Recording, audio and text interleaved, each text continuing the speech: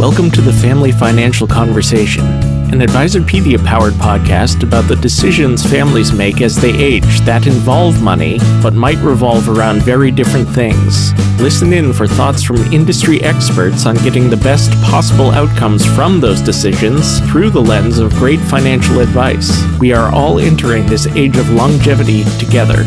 Let's begin. Welcome back to the Family Financial Conversation. I'm Tom West, your co-host, and it is a fantastic opportunity to welcome my co-host, Suzanne Schmitt. Good morning. Good morning, my friend.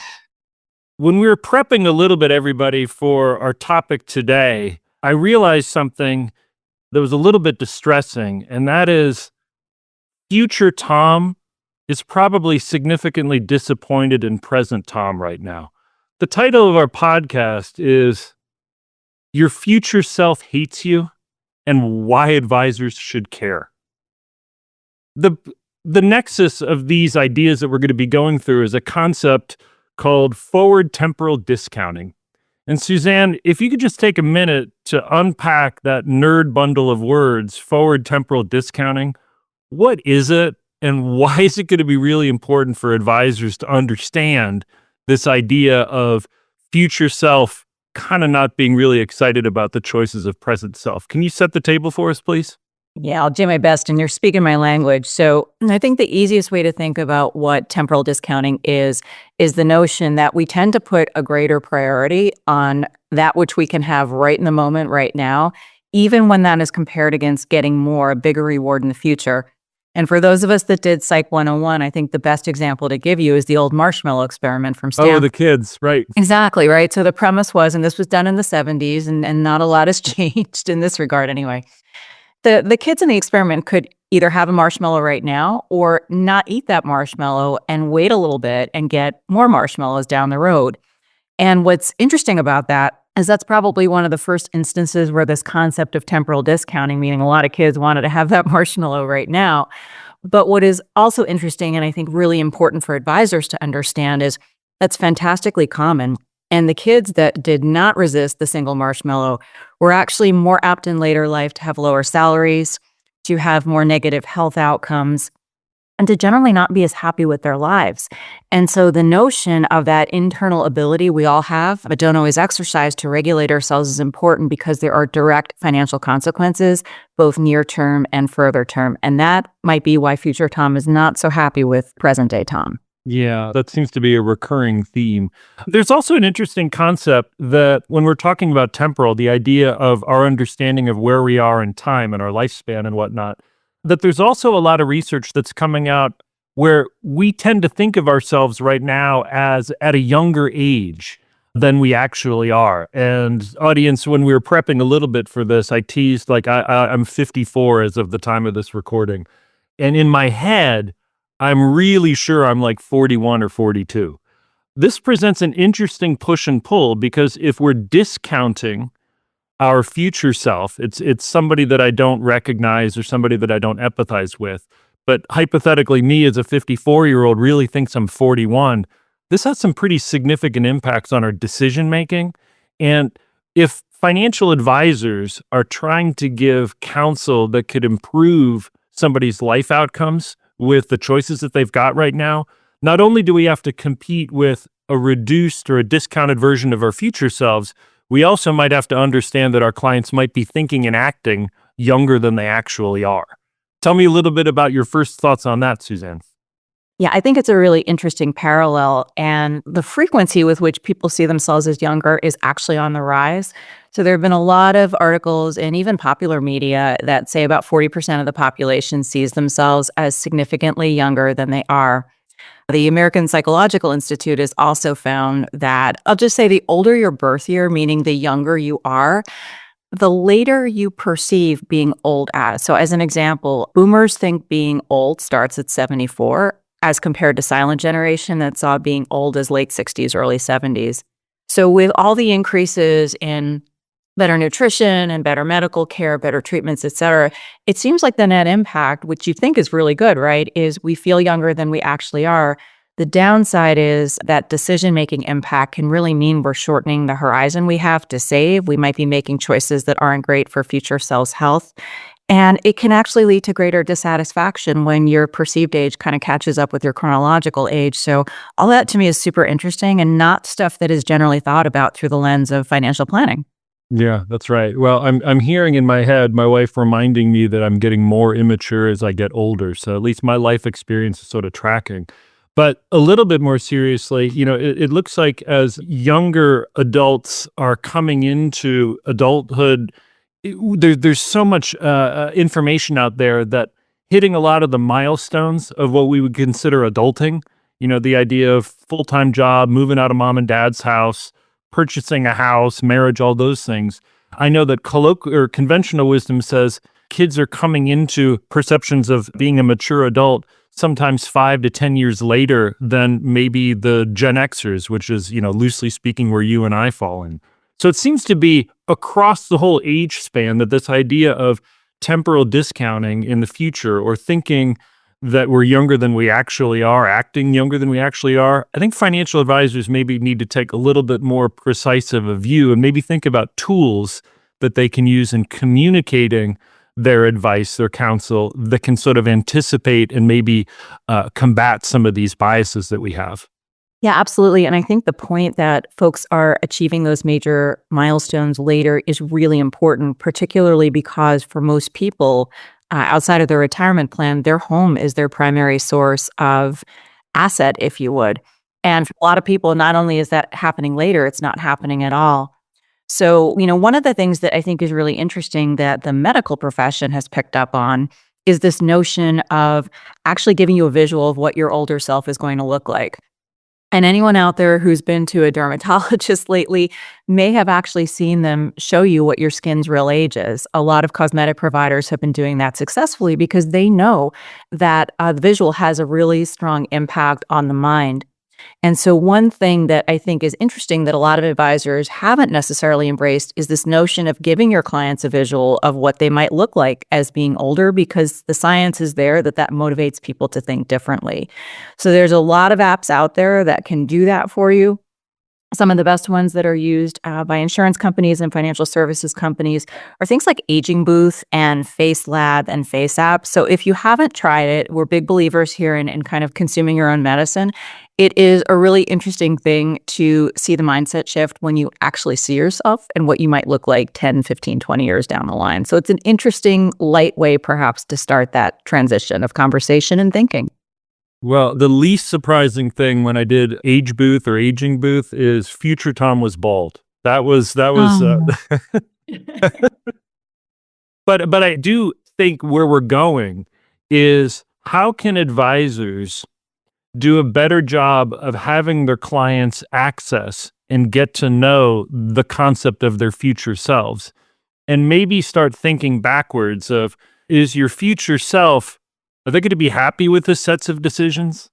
Are they going to be grateful for the sets of choices that you're making right now? Are they going to be regretting, you may be taking the wrong path?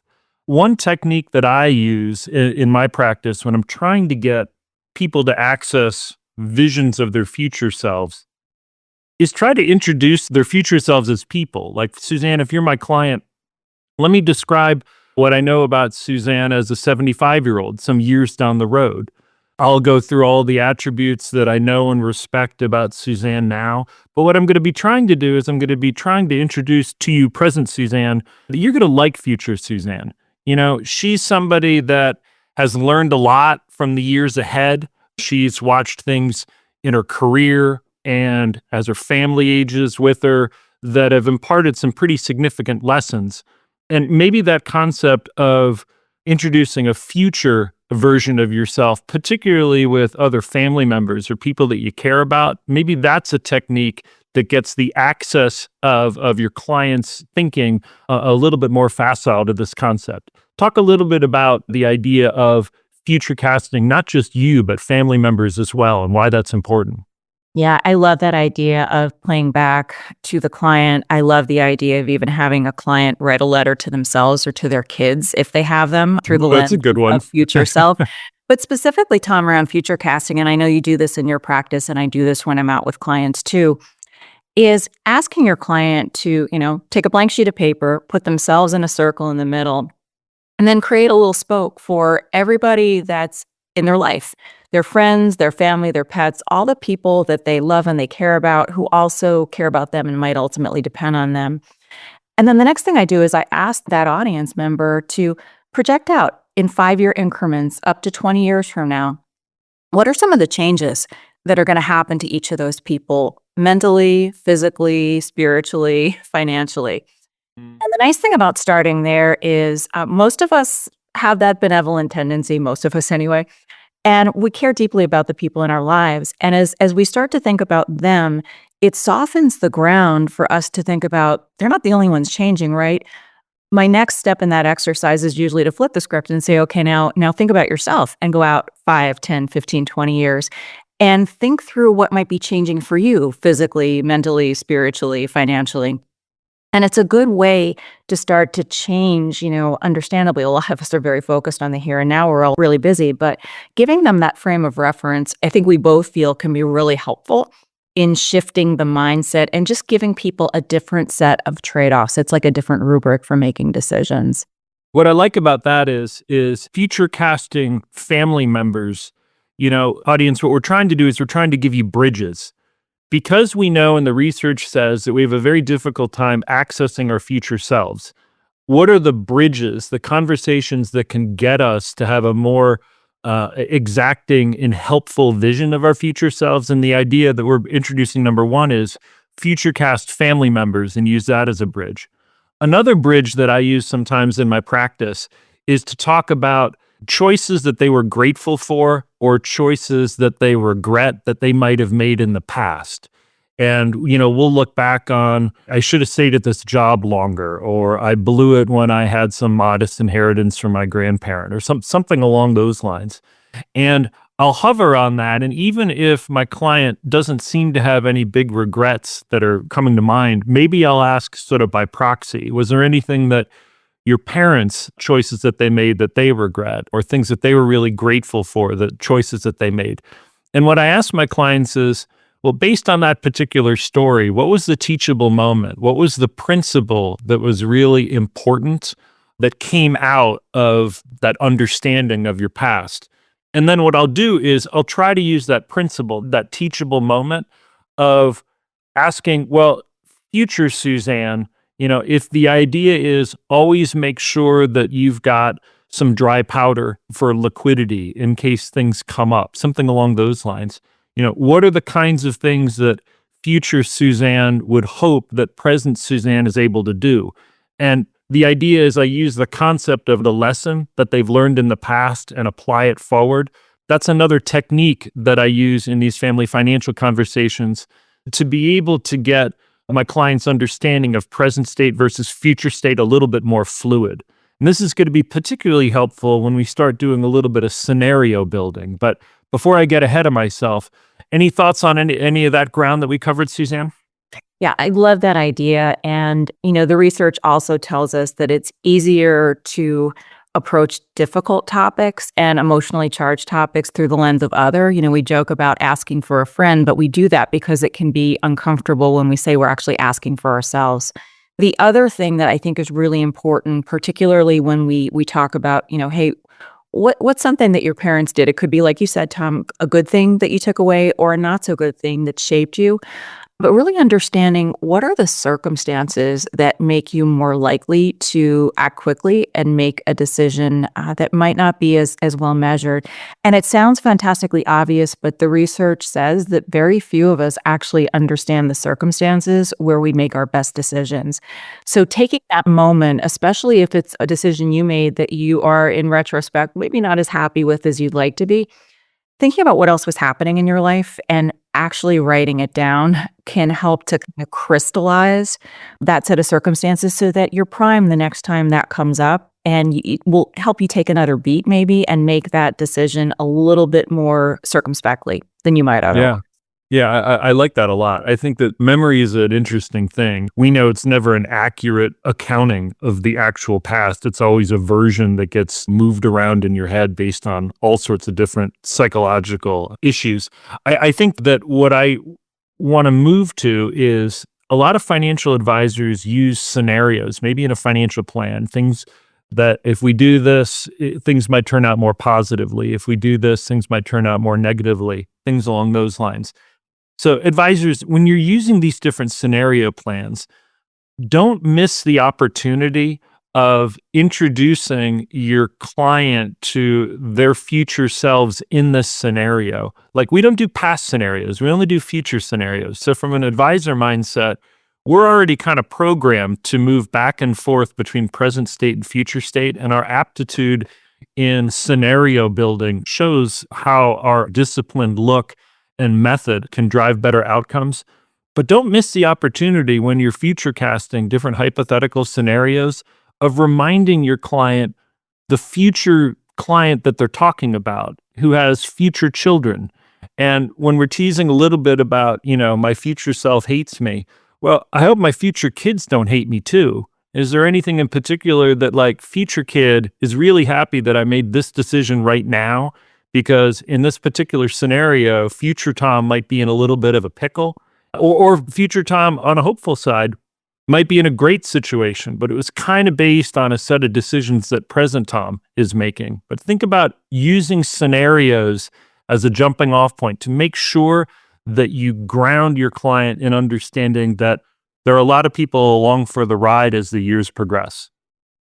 I want to pull that thread because I love that relationship between future self and future kid. And we know, and we're seeing it play out real time as Xers who are in that sandwich generation, the notion of future kid and how is that future kid going to think about us as they have to pick up some of the caregiving responsibilities that we know are so prevalent, especially for folks in the sandwich generation.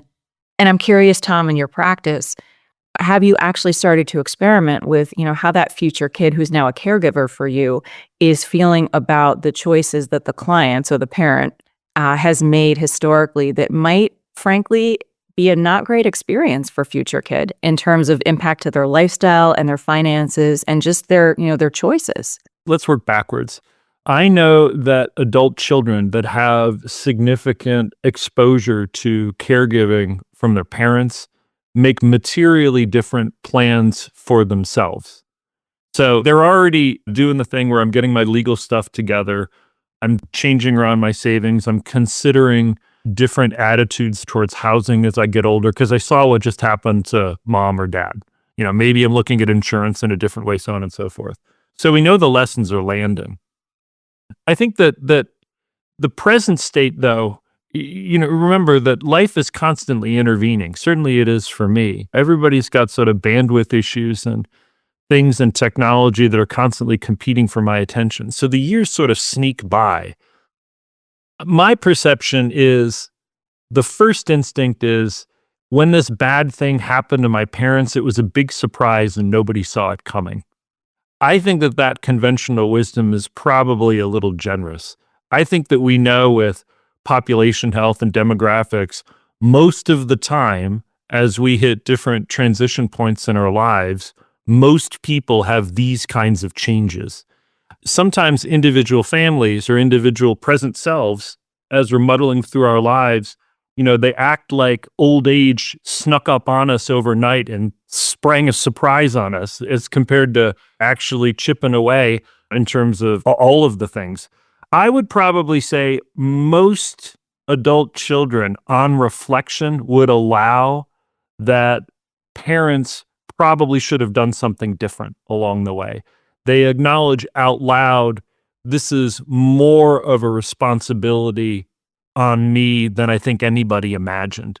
And that talks a little bit about not just maybe mom and dad's inability to imagine future selves, but there's this discrete concept of an inability to imagine a lesser version of ourselves, which is kind of discrete. Like, as I'm sitting here right now in my home office, I would have an almost impossible task of imagining myself with cognitive impairment. Like, we know that we don't have the ability to do that. That's a discrete issue from not being able to imagine old Tom, So it does muddy a little bit, but I'm glad you asked the question that way. How do you tap into current life experiences of your clients?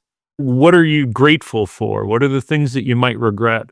Oh, and by the way, remember, advisors, always balance the things that people can be grateful for, the things that people can be happy about or proud about. A lot of times when you're thinking of, getting older and you're using a lot of scenarios, don't only pigeonhole yourself into worst case scenarios and cautionary tales. Make sure that you've got a good balance of, here are outcomes where everybody comes together, that things work out as best possible, that we're proud and happy and grateful for the choices we made along the way. Make sure there's a balance there. But I'm glad you brought that perspective up, Suzanne, because I think that it's, again, when you're using scenario planning, advisors just consider this as an opportunity to keep making connections between present self and future self. And if you're asking adult kids, maybe you're making some projections about what are the lessons you learned from your parents' experience and how do you apply that right now? I think that's a really important point. And, you're getting into wants and wishes. And when you have a client who prioritizes maintaining agency, and let's face it, who among us doesn't want to maintain agency and independence, it can help you kind of flip the script to say, in essence, what are some of the trade-offs you're willing to make now to help preserve or increase the odds that you can maintain agency and independence and the lifestyle you want later? And there's some interesting research coming out of Harvard that's called even swaps. And the premise is basically to get people to think about, if I want something, what am I willing to give up for it? So one of the easiest examples I can think of is, how many airline miles are you willing to give up to have the window seat or the aisle seat? And the point of it is to reinforce in a positive way that choices are not always discrete. There's always going to be a consequence. And when you think about something that's really important to you and you frame it in terms of, I can have that thing that's really important to me, or I can give up something that's a little bit less important to me, it can help flip the script and not make this seem like this is such an arduous process. The second point, Tom, that I know we've talked about and I think is really important is the more we can reduce choices and reduce decision fatigue, the greater the likelihood that decisions is easier and not as painful. So reducing the number of decisions, reducing decision fatigue, and then, increasing friction where it's going to be helpful. So, it's New Year's. A lot of people are thinking about their spending. It's a great time if they haven't already to look back. And if there are just categories of spending that might be getting in the way of that trade-off. So said another way, if, I have a really bad going out to eat habit right now, and that is impinging upon future self's ability to go out and enjoy eating out or do whatever I want from a cooking perspective at home, framing in those terms can help make more informed decisions that don't feel as painful in the moment. Mm-hmm. Yeah. And I think that what you're really talking about is different kinds of pre-commitment strategies. Exactly. Which is the idea of what is the next least action that can drive better outcomes. Like if you do the future self and I don't want my future self to hate me, maybe we'll just sign up for saving an extra $100 a month to feed that liquidity reserve, for example. That would be an action that future self would be really happy with present Tom to be able to do. But the idea is I'm only talking about saving an extra $100 here in January. But what you're really doing is you're minimizing the sets of choices and decision fatigue just because you've made that one piece in terms of an ongoing commitment on stuff. Yeah, exactly. And, baby steps. So taking what can feel like really big decisions, chunking them out, making them more manageable so that this feels like a partnership and not a prescription being given to a client. I like that a lot. So let's close on that idea of advisors making sure that you're thinking of your relationship with your clients as a partnership, not just with them, but with your future client. Like I've got an obligation as an advisor to Suzanne, future Suzanne, my client, not just present Suzanne. I'm planning on being around and helping drive better outcomes for you now and sometimes down the road. And sort of closing thoughts, consider whenever you're doing scenario building, any advisors that are listening, make sure that you have a reflected understanding on present self and future self with your client. Remember that a lot of people think and act that they're younger than they actually are. The methods to get there, I think that the idea of future casting family members around as sort of a bridge is a good idea. And then the last sort of workable thought that I remember that we came up with is, are there any particular lessons that you've learned, things that you're grateful for, things that you might regret in your own life or somebody else, and how do you apply those principles to your projected future self? Those conversations I found in my practice have been hugely helpful to drive sort of better and more engaging family financial conversations. Suzanne, with that, any last thoughts from you? Yeah, that was a great recap, and obviously a topic we both feel strongly about. The only other add I would offer to advisors particularly is when clients do that future casting exercise, you are getting permission to meet their family through the eyes of your client and get to know what is important to each of those family members and friends. And what a different way to approach potentially building relationships with that client's family, increasing your network and coming at it from a very different and meaningful perspective that makes you not just another financial advisor offering the same services, but somebody who's demonstrating you deeply care about your client's future.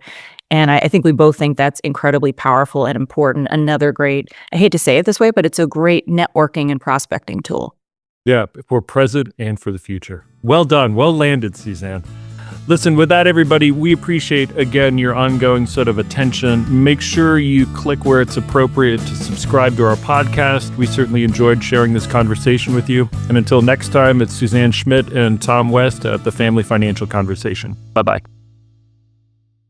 Thank you for listening to the Family Financial Conversation podcast. Click the subscribe button below to be notified when new episodes become available. The information covered in the podcast represents the views and opinions of the guests and do not necessarily represent the views or opinions of Signature Estate and Investment Advisors. Disclosure. Signature Estate and Investment Advisors, LLC is an SEC-registered investment advisor. However, such registration does not imply a certain level of skill or training, and no inference to the contrary should be made. Securities offered through Signature Estate Securities, LLC, member FINRA SIPC. Investment advisory services offered through SEIA, LLC, 2121 Avenue of the Stars, Suite 1600, Los Angeles, California, 90016. Telephone number 310-712-2323.